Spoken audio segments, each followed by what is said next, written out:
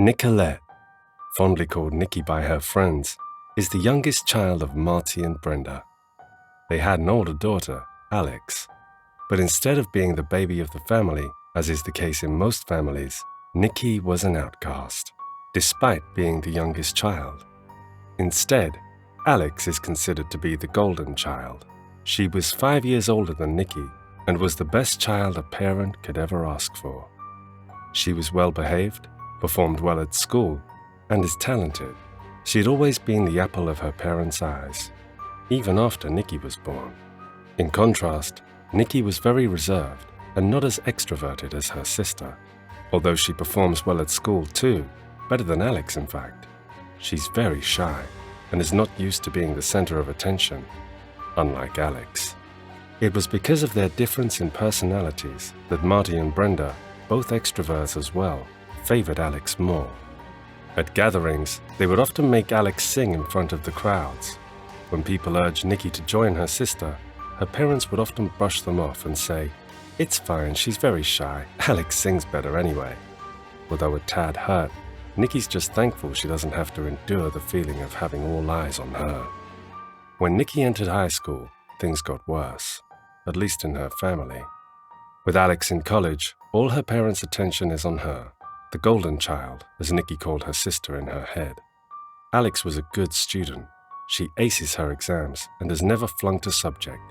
Basking in her parents' attention and affection, she didn't realize they weren't paying any attention to Nicky at all.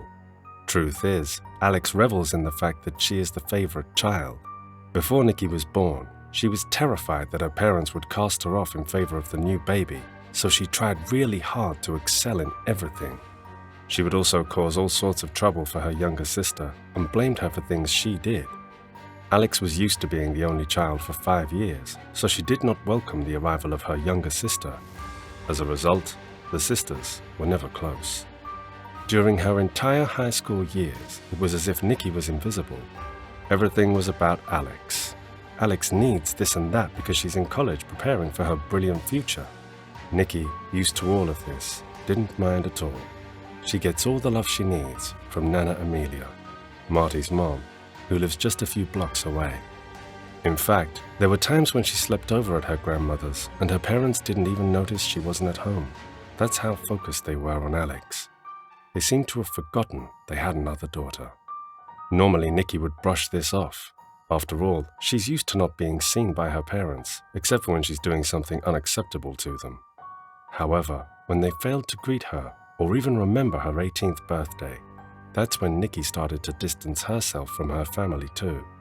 Before that, she always tried to do anything and everything that would please her parents, just to make them notice her. But now, she just doesn't care anymore. On the day of her birthday, she ate lunch with Nana Amelia before she went to her friend's house, where she celebrated her birthday with a couple of other friends. A few weeks later, Nicky's birthday was brought up when an aunt asked about her age. It was only then that her parents forgot about it. Brenda went to her, hugged her and said, "I'm sorry we forgot your birthday, dear. Your sister was not feeling well around that time because she was studying too hard for her finals." Not caring anymore, Nicky shrugged and said, "That's fine. Hope she's better now," before walking away. When Nicky was in college, Alex had already been working, but very poorly. She didn't get along well with her colleagues because of her star syndrome. She thinks she's better than anyone, which made her co-workers dislike her immensely. Her work was subpar too, since she never thought to ask about things she was not sure about because she thinks she knows best. But because she was working at a prestigious firm, Marty and Brenda, not knowing that Alex is almost at the bottom of the food chain, continued to boast about her to family and friends. Nicky, who's about to graduate with the highest marks in her class, never told her parents about it. She thought, they only care about Alex anyway. Only her achievements mattered to them. On her graduation, she was surprised to see all her family there, although her sister kept rolling her eyes at her. "Will this take long? I was supposed to meet my friends for lunch," Alex said. "We'll make sure to get you there on time, honey," Marty pacified. Both Marty and Brenda were surprised when Nicky stepped on the podium for a speech, expecting warm hugs or congratulations at least. Nicky was once again disappointed when the first thing Alex said when she approached was, "That took too long. I thought you said the ceremony will be done by 10. Her mother told her, couldn't you have made your speech shorter? You know Alex had to be somewhere for lunch."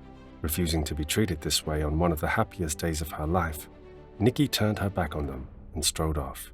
Not realizing that they were at fault in this instance, and other times too, Marty told Brenda, "Look at that girl, no manners whatsoever.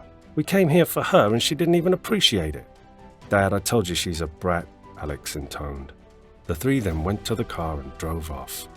They didn't even stop for a moment to think how Nicky would get home, or if she even had the money or her phone with her. Meanwhile, Nicky was at the restaurant with her best friend Nina and her family. She even opted to stay at their home that night, as she was still annoyed at her family. When she went home the next day, Alex was still giving her dirty looks while her parents kept shaking their heads, as if showing their disappointment at her. As always, Nicky chose not to pay them any mind. A few months later, exactly 2 months after she started work, she decided to move out of her parents' home and let the three of them live in their own world, with Alex at the center of it. Since she moved out, her parents never tried to reach out to her or contact her, which was fine for her. If they don't need or want me, well, I don't need or want them too, Nicky thought. What she didn't know was that ever since she moved out, Alex has been telling stories about her, absurd stories about her, to make her parents mad at her for doing such things. They never even thought to ask Nicky if those were true, but just believed Alex right away. She even told her parents that Nicky was doing drugs, which was how she got the courage to move out when she can't afford it. The tight-knit family of three wasn't aware that as soon as she graduated, Nicky was offered a managerial position at a much more prestigious firm than Alex was working for. Nicky, still the quiet and reserved person she was in childhood, dressed simply, so much so that you won't think she holds a high position at the company. In fact, she was often mistaken as an intern by staff from other departments. Whenever that happens, she just smiles at them, not wanting to correct them, as they may be embarrassed for the mistake, so she lets them be. 2 years later, COVID hit, and Nana Amelia called Nicky one day to tell her that Marty and Brenda were in quarantine at home because they tested positive. Worried, as they are still her parents, Nicky went to the store to buy stuff for her parents before dropping it off at their front door. Once there, her parents peeked in the window and waved at her with a smile on their faces. Apparently they were touched by her visit. It turns out that Alex, their golden child, refused to even visit them or at least buy them a basket of fruit. Well, Alex can't buy them anything after losing her job. When the pandemic hit, the company she was working for had to reduce its workforce, as it can no longer afford to sustain its normal operations. Alex was one of those who were laid off. Meanwhile, Nicky, who had since climbed up the ladder, so to speak, is a valuable member of the company, so she continued to work at home. Anyway, since that day, Nicky would visit her parents from time to time to drop off medicine, groceries, or fruits. With that, they were slowly able to mend their relationship. Even after COVID, Nicky continued to help her parents with their finances since Alex still hasn't found a stable job. She'd tell their parents, "It wasn't meant for me, the pay wasn't good, the manager was too old-fashioned." Alex never seemed to run out of excuses. Nicky, on the other hand, didn't mind helping her parents. She was even happy that they had a better relationship than they ever had. So when she and her boyfriend got engaged, she obviously sent invitations to her parents, even Alex. Her parents were happy for her, but Alex said that Nicky shouldn't get married before her. That would make more sense if she even had a man, and they had a wedding scheduled too. But no, she never even had a relationship long enough to consider marriage. Nicky chalked it up to Alex being jealous of her, as she always was, but even more so now. She and her parents are nurturing a good relationship, and her parents never want to piss her off for fear that they would cut off her support in their finances. Alex was resentful of this, but she couldn't do anything about it because she had no means to help her parents. That said, everything is still going well, or so Nicky thought. On the day of her wedding, her parents failed to show up. At first, she thought they were stuck in traffic. Once the ceremony was done, she worried something might have happened to them on the way here. Nina, Nicky's best friend, and the groom's sister, is the maid of honor. Seeing how disconcerted her friend is, she tried to contact Marty and Becca through their socials since she didn't have their number. When she saw a post by Alex, it was of her, Marty, Becca, and a couple more people having lunch. Although she didn't want to hurt her friend by this, she saw that Nicky was beginning to become a wreck because of worry. While Nicky's makeup was being touched up for reception, Nina approached her with heavy steps. Seeing the worried look on her friend's face, interpreting it as bad news about her parents, tears welled up in Nicky's eyes. "What happened?" she asked shakily. Nina wordlessly handed Nicky her phone, with Alex's post on the screen. Tears fell from Nicky's eyes, but this time out of dismay and hurt. Nina hugged her friend before rushing off to find her brother to help comfort his new wife. Enveloped in her new husband's arms, Nicky thought, "That's it. I'm done with them." Finally calm, the newly married couple enjoyed the reception before heading off to the airport to fly out for their honeymoon. 1 week later, Nicky's phone, which she had turned off at the airport, was full of messages, some of felicitations from friends and colleagues, some from her parents. She replied to the congratulatory messages and deleted those from her parents.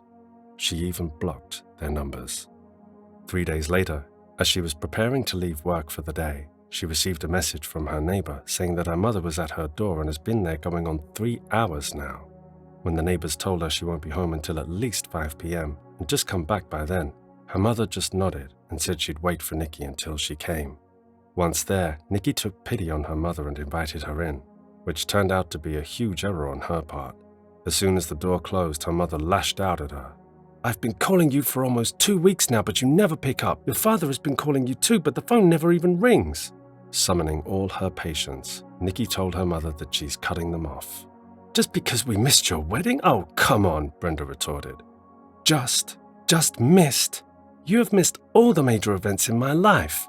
And when I thought you'd finally show up for me, you chose Alex over me again, like you always do, like you always did.